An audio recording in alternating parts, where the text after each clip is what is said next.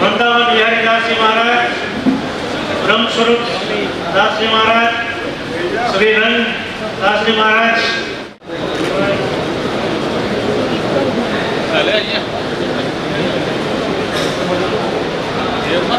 બધા સન્માનો છે.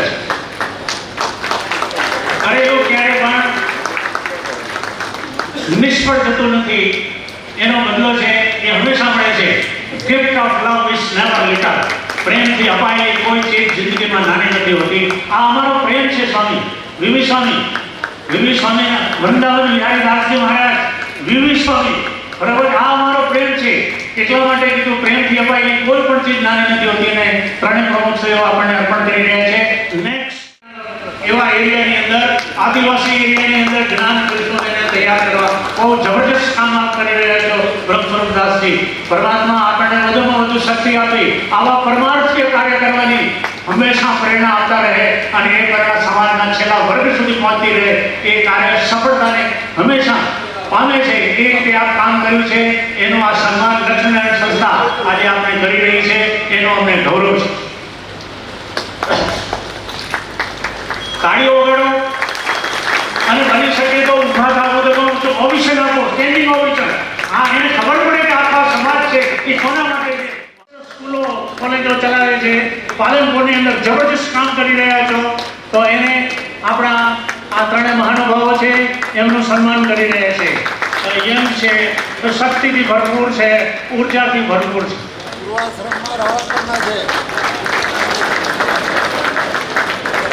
મને હમણાં એક જ વાત કહી દઉં, પર્સનલ વાત છે. મારે હમણાં જ 23 તારીખના મારે જગ્યા નહોતા કરતા, એસાઇનમેન્ટ ગયા, એ આપણે ત્યાં આવવા. Alright, thank you very much. સહનાવતુ સહનૌ ભુનક્તુ સહ વીર્યં કરવાવહૈ તેજસ્વિનાવધીતમસ્તુ મા વિદ્વિષાવહૈ. ઓમ શાંતિ શાંતિ શાંતિ. જ્યારે આ સમાજનું એસેન્સ હિત જ્યારે અહીંયા બેઠું છે ત્યારે મને ચોક્કસ અંદરથી ઉમળકો થાય કે એક જળ છે લક્ષ્મીનારાયણ કી જય બોલા દે. બોલીએ લક્ષ્મીનારાયણ ભગવાન કી સત્ય સનાતન ધર્મ કી કુળદેવી ઉમિયા માત કી. વાહ. મને આજથી 12 વર્ષ પહેલા આ જગ્યા ઉપર આવી સામાન્ય સભા હતી અને અમને 3 સંતોને બોલાવવામાં આવ્યા હતા અહીંયા. એ વખતે જે બધા મહાનુભાવો હતા એ જ મહાનુભાવો હજી બધા હાજર છે. આજે એક જેઠા બાપુ દેખાતા નથી, એટલે આપણા આદરણીય જેઠા બાપા, કરશન બાપા ન હોય તો યાદ કરું, એને હાથ તો ઘસ્યા છે અહીંયા. કરશન બાપા, રામજી બાપા, આપણી કેન્દ્રીય સમાજના જૂના રામજી બાપા, પછી ગંગારામભાઈ, પછી અબજીભાઈ, આપણા હંસરાજભાઈ, ગંગારામભાઈ આપણા રામાયણ અત્યારના પ્રમુખ, પછી આપણા રતિલાલભાઈ, હા જૂના મંત્રી તેજોભાઈ, આ બધા ચહેરા આજે ધ્યાન આવે છે.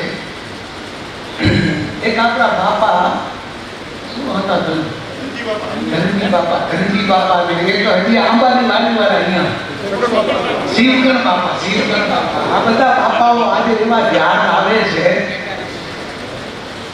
મને તે દિવસનો એક શબ્દ યાદ આવે છે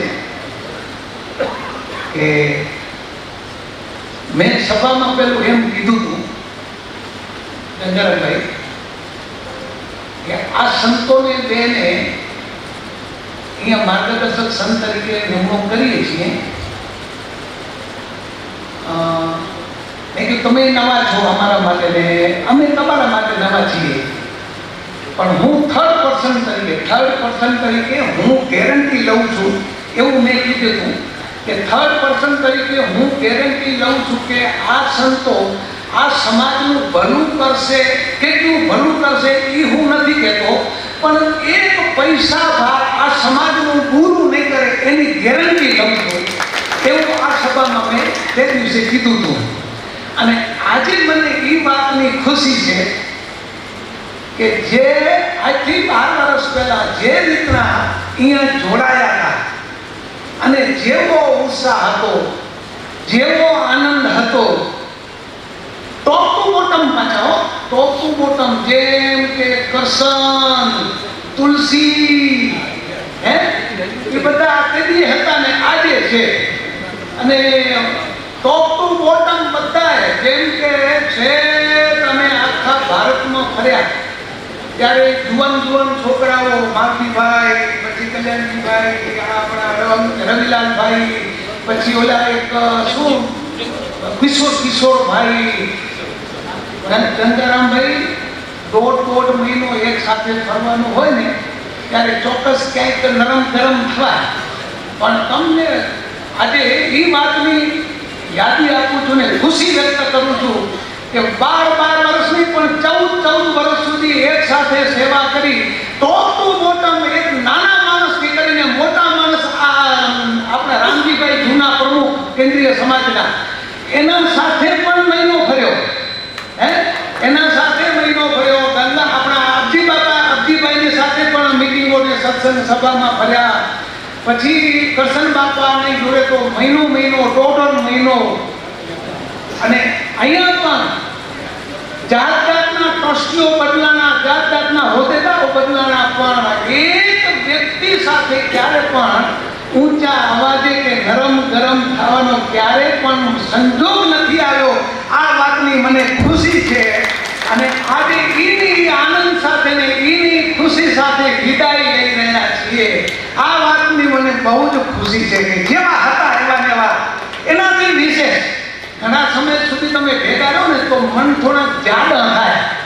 પણ આજે હું એમ કહું કે 14 વર્ષ પહેલા જેવા મન હતા ને એના કરતા જાડા નહીં પણ પાતળા થયા છે એ કહું છું.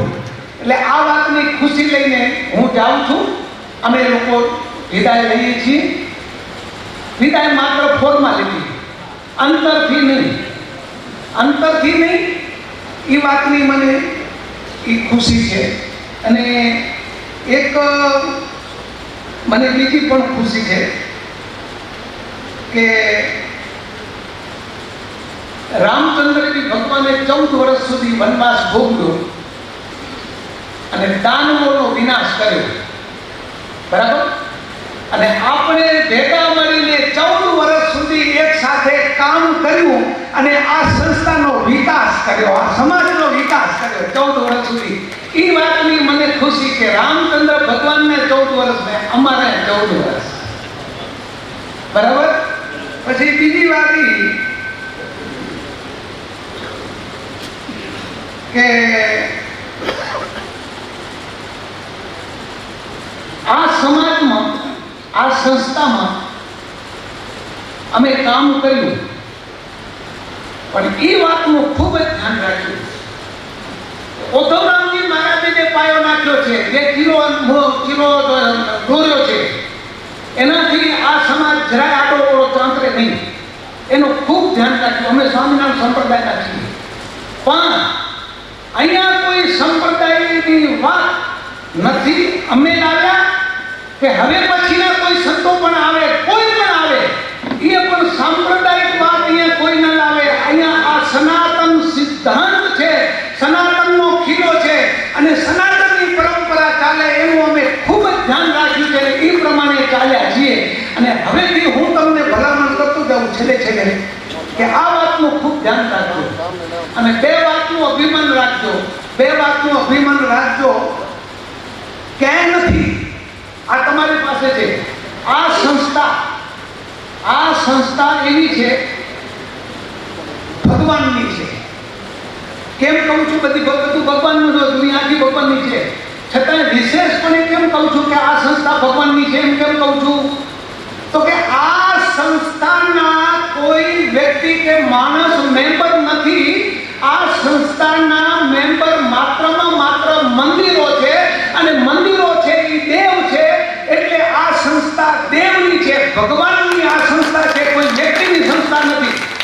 અને આ સંસ્થાને ક્યાંય પણ નુકસાન પહોંચાડે એવી ક્યાંય વાત ન કરતા. વાત કરવી હોય તો ખાનગીમાં કરજો. હું 14 વર્ષ સુધી કામ કર્યું, મને ક્યારેક કહેવાની જરૂર પડતી હતી તો હું એક બાજુ લઈ જતો હતો, બાપાને આ વડીલોને એક બાજુ લઈ જતો હતો ને કાનમાં કહેતો હતો, કાનમાં ક્યાંય સંસ્થાને નુકસાન ન પહોંચે, સંસ્થાને નુકસાન પહોંચે, કોઈની શ્રદ્ધા તૂટે.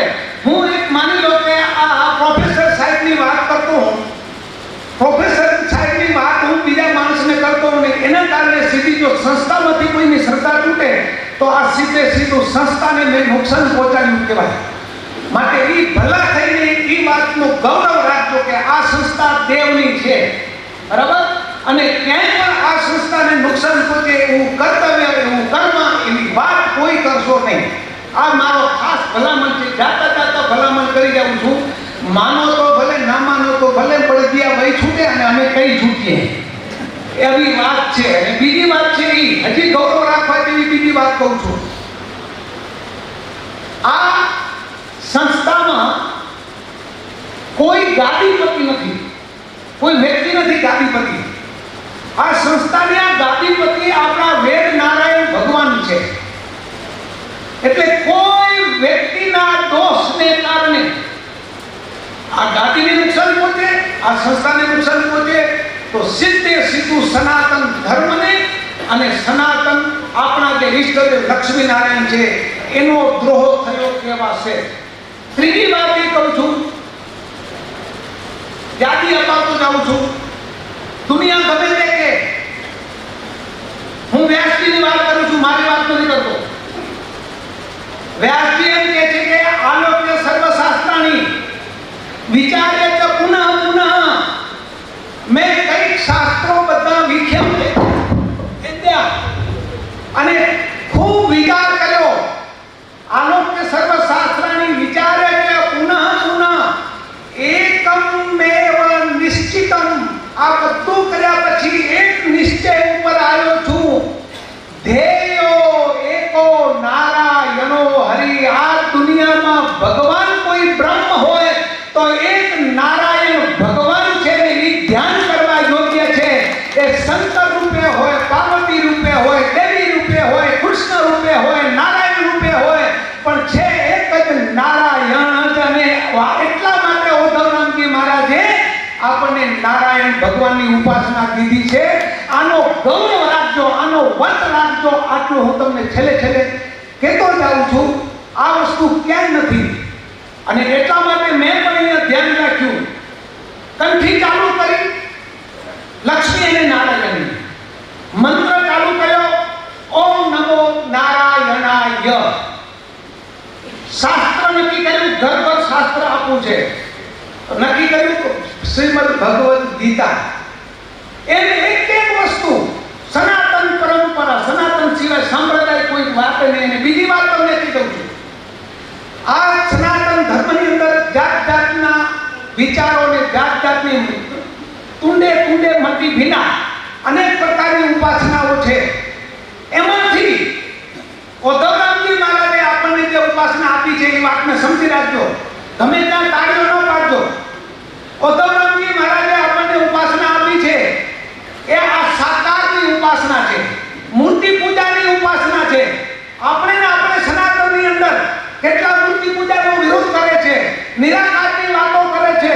નિરાકારની વાતો કરે એટલે સાકારનું સીધું અપમાન ને એનું ખંડન એ આપણને ખબર ન પડે ને આપણે ગમે ત્યાં તાળીઓ પાડીએ. પણ એક વાત પકડી રાખજો કે આપણે સાકાર વાળા સાચા છે, આપણે આપણી સનાતન ઉદાર છે. અહીંયા બધાને માનવામાં આવે છે, અહીંયા બધાનું સન્માન છે.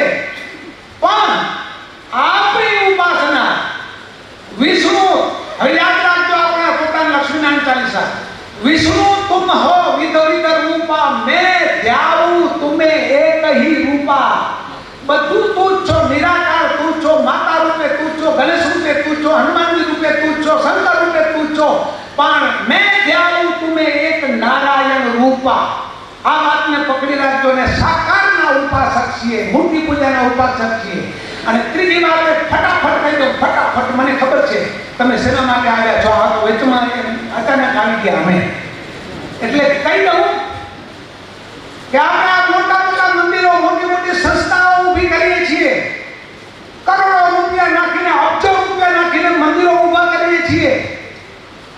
અને આજકાલ આપણા સામે એવા ચેલેન્જ પણ કરવામાં આવે છે કે તમે મંદિરો બનાવો અને અમારો સમય આવવા દો એટલે અમે ભાંગી નાખીશું બધા. આ એક જબરદસ્ત ખુલ્લેઆમ ચેલેન્જ છે આપણી સામે.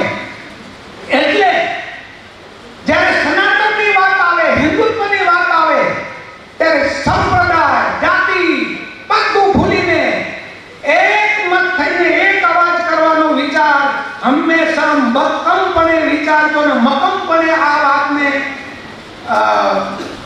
વળગી રહેજો. મક્કમપણે વળગી રહેજો આ વાતને કે સનાતનની વાત આવે ત્યારે ઊભા થઈ જાજો. નથી અમે કોઈ આ સંપ્રદાય વાળા કે નથી અમે કોઈ આ જ્ઞાતિ વાળા. કેમ કે મંદિરો તો જ ટકશે.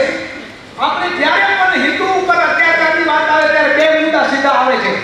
એક આવે છે મંદિર ભાંગવાનું, એક આવે છે મંદિર ભાંગવાનું અને બીજું આવે છે આપણી બેન દીકરીઓના ઉપર અત્યાચારો કરવાના. બે મુદ્દા સીધા આવે છે આપણી સામે.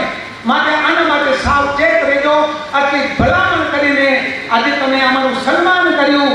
આ બાપાઓએ અહીંયા આ સંસ્થામાં જે હાડકા ઘસ્યા છે, જેઠા બાપાને આજે અહીંયા હાજર નથી, યાદ કરું. કરશન બાપાને યાદ કરું, રામજી બાપાને યાદ કરું. આ બધા બેઠા છે એને બધાને યાદ કરું.